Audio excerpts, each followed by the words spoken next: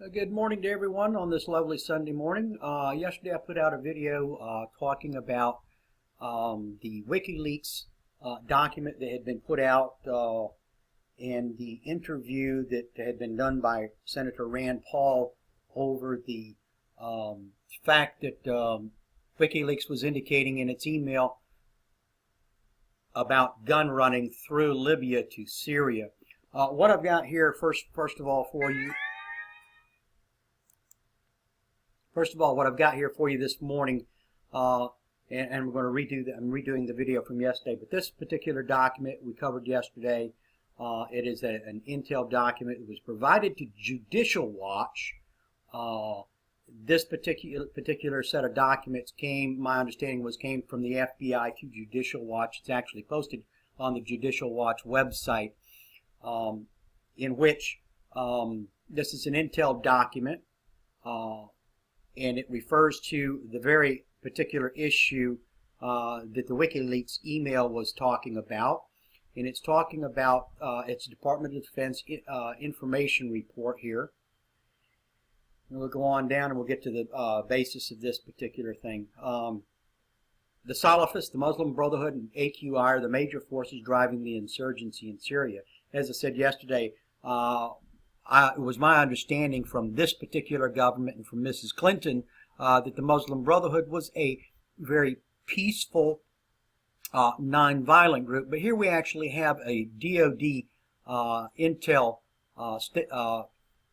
document which indicates that they are major forces driving the insurgency in Syria against Assad. It also says the West, meaning the United States, all of the Gulf countries, or a good number of the Gulf countries, and Turkey support the opposition. We're talking about those rebel groups that are listed above, the Salafists, the Muslim Brotherhood, and AQI, while Russia, China, and Iran support Assad. We're going to continue on down. There are some other things that are more important here to point out. It takes a little bit of time to find it, so we're going to continue to look until we actually do find it.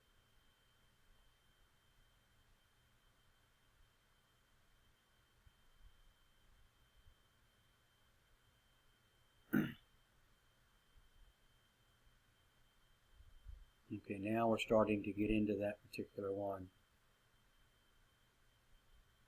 Yes, here, let's see.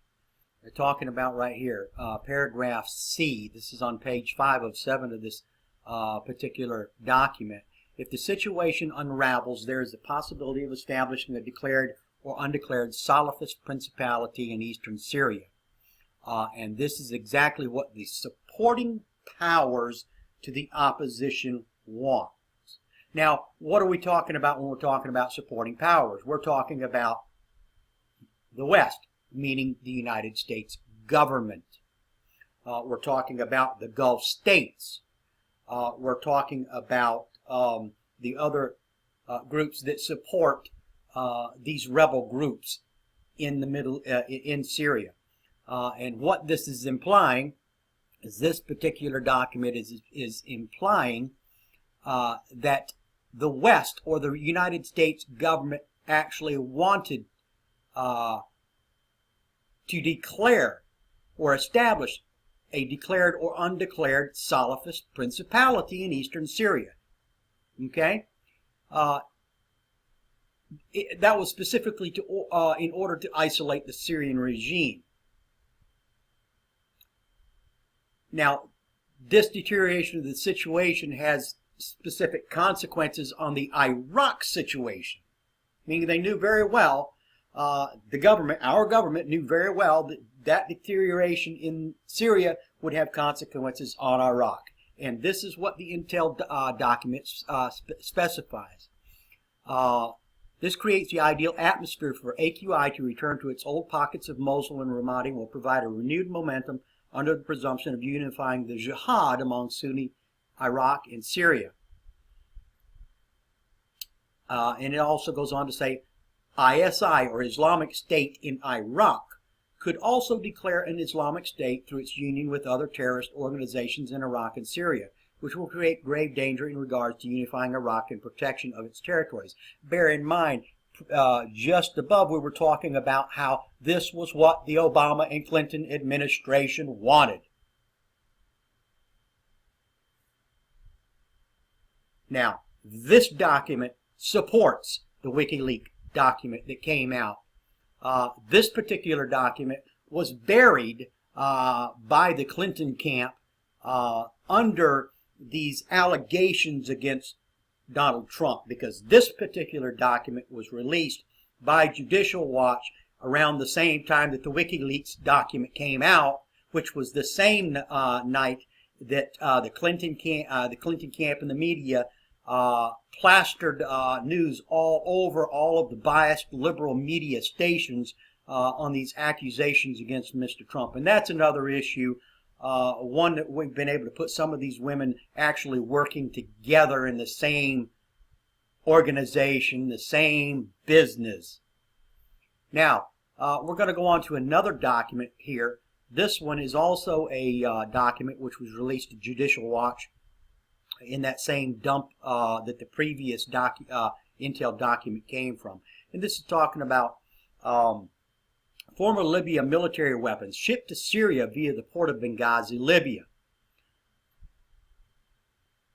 Okay, the text, the executive summary. Weapons from the former Libya military stockpiles were shipped from the port of Benghazi, Libya, to the port of Banias and port of Borj Islam, Syria. These weapons shipped during late August 2012 were sniper rifles, RPGs, and 125mm and 155mm howitzers.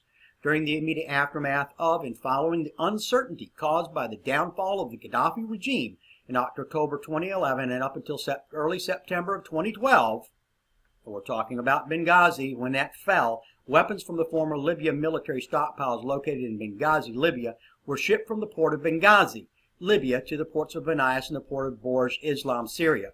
The Syrian ports were chosen due to the small amounts of cargo traffic transiting these two ports. The ships used to transport the weapons were medium-sized and able to hold 10 or less shipping containers of cargo. This is also important because it allows these shipments to fly under the radar of normal intelligence. Now, what we're going to do is we're also going to look at another document here. This is one that was put out, as you can see up here, in Libya, malicious pose security threat. This was done by the Washington Post. This comes from the International Criminal Court. You can see it right up here. Here's the actual website, icc.epi.in/related records, and it gives the date and the document PDF. The title of the particular story is In Libya, Malicious Pose a Security Threat. This particular document, we have discussions that are talking about how Ambassador Stevens had been involved in discussions to bring these battle-hardened militia leaders to the United States in an exchange program that would allow them to meet American Muslims and learn about the U.S. democracy. This particular discussion apparently occurred just hours before Ambassador Chris Stevens was killed. If we go further down, we also see where there is a discussion about man pads. Okay, at the very bottom here, Glenn Doherty, a former Navy SEAL and one of the Americans killed in Tuesday's attack, told ABC News last month, meaning back in August, that he had gone into Libya to track down man pads as a contractor for the State Department. Okay, now the previous two documents show us an issue where we have the United States government actually supporting these groups that became ISIS, and we also show them shipping these documents to Syria, to those particular groups that actually became ISIS. Now we're going to go on to another document here. This is addressing the challenge of man pads proliferation. It's a document found on the U.S. Department of State, and it's talking about man pads specifically in Libya, and they're talking about, this particular document is talking about how, let's get down here to where it says Libya.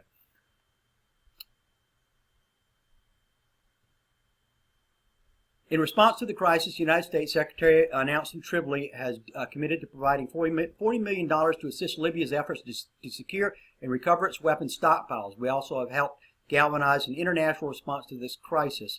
And what they're talking about, if you read this actual document from the State Department, they're talking about how they are spending this money to acquire these weapons and destroy them. But what we're finding out is they were actually shipped to Libya. The information posted on the State Department website does not tell the American public the truth about what they were doing with these weapons that they were purchasing. Now, maybe they might have been getting rid of man pads, but we certainly know many of the other weapons that were recovered were shipped to Libya. Here is another document from the State Department. Libya, securing stockpiles promotes security. This was dated August 26, 2011, around the same time that Glenn Doherty gave his ABC News interview. Then we're going to go over to the White House. There are a substantial number of documents here from the White House discussing man pads and how they are securing these man pads and other weapons from the former Gaddafi regime from these rebel groups, and that they're basically destroying them. Come to find out, based upon the first two documents, that the Wikileaks documents and the two intelligence documents, we now know that many of those things that had been recovered from the Gaddafi regime were routed to Syria to support these groups that became ISIS.